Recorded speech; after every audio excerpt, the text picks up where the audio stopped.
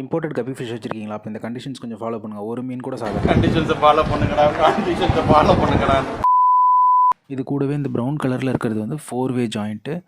இதுவுமே அக்வேரியம்லேருந்து தான் வாங்கினேன். இது வந்து 4 ருபீஸ்லேருந்து 5 ருபீஸ்க்குள்ளே வரும் ஒரு ஜாயிண்ட். இந்த எல்லோ கலரில் கையில் இருக்குது பார்த்தீங்களா, இதுக்கு பேர் வந்து கண்ட்ரோலர். ஸோ இது வந்து நம்ம வீட்டில் இருக்க அந்த டேப் மாதிரி தான்.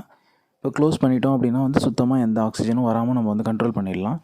ஸோ இப்போ நமக்கு எந்த அளவுக்கு வேணுமோ அந்த அளவுக்கு வந்து நம்ம இதை ஓப்பன் பண்ணி ஆக்சிஜன் வந்து எந்த அளவுக்கு வேணுமோ அதை நம்ம வச்சுக்கலாம்.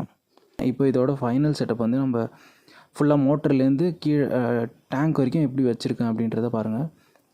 ஸோ இப்போ இந்த 4-வேலேருந்து 3ஆக நான் வந்து பிரிச்சுட்டேன். ஸோ ஒரு கண்ட்ரோலர் ஒரு ஏர் ஸ்டோன் வச்சு நான் ஒரு டேங்க்குக்கும் நான் வந்து செப்பரேட்டாக வந்து நான் போட்டுட்டேன். ஸோ இப்போ வந்து நான் இதை ஆன் பண்ணி காட்டுறேன். நீங்கள் இப்போ வந்து ஃபைனல் லுக் வந்து பாருங்கள்.